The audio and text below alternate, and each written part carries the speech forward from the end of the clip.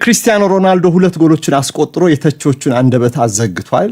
የዩቲዩብ ቻናል በኩል ከ575,000 በላይ ሰብስክራይበርስ ባሉት ቻናላችን እያደመጣችሁ ከሆነ እና ቤተሰብ ካልሆናችሁ ሰብስክራይብ የምትሏን ቁልፍ እንድትጫኑ ከአክብሮት ጋር ተጠየቃላችሁ። ቤተሰብ ከሆናችሁም ላይክ ብታረጉልን ሼር ብታረጉልን እናተርፋለን።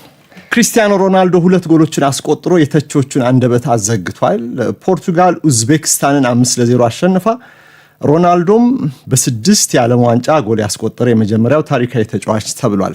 እና ብሩኖ ምን አለ ከጨዋታው በፊት እንደወረደ ብናገረው ቃል በቃል ባይሆን ተቹት፣ ሮናልዶን ተቹት።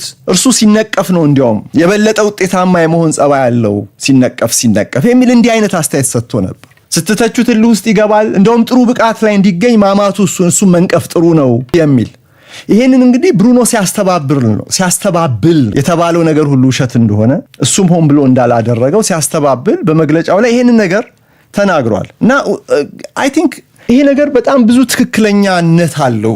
መቼም ክሪስቲያኖ ሮናልዶ ከተናገራቸው ብዙ ከተደመጡ ንግግሮች አንድ your love makes me strong your hate makes me unstoppable ያለበት ማለት ነው። ፍቅራችሁ ያጠነክረኛል፣ ጥላቻችሁ ግን አይበገር ያደርገኛል ያለው እና የእርሱ ደጋፊ የሆኑ አንዳንድ ተጫዋቾች ሚዲያው ሆን ብሎ ለክሪስቲያኖ ሮናልዶ ውድቀት ይሰራል እያሉ ሚዲያውን ሲተቹ ነበረ። ከዲአርሲ ጨዋታ በኋላ ሮናልዶ በጣም መወደዱን ዓለም ያውቃል። የዛን ያህል በተቃራኒ ደግሞ በሌላ በጣም ደግሞ ሊጠቀስ የሚችል የእርሱን ውድቀት ደግሞ የሚናፍቁ የሉም ማለት አይቻልም። እና እንደዚህ አይነት እልህ ውስጥ እንደገባ በትላንትና ጨዋታ ላይ በደንብ ምልክቶችን አሳይቶናል። እሱ ይተች ይነቀፍ ወይም ደግሞ ተጠልቻለሁ የሚል ስሜት ይደርበት፣ ከዛ በቀጣዮቹ ጨዋታዎች ላይ መልስ መመለስ ያቀበታል።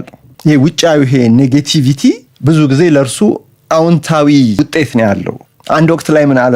የ11 ዓመት ታዳጊ ሳለው ልብሴን ራሴው ተኩስ ነበር። አእምሮዬ ጥንካሬ ከነዚያ ቀናት ጋር የተሳሰረ እኮ ነው አታውቁም እንዴ ሲል ነበር።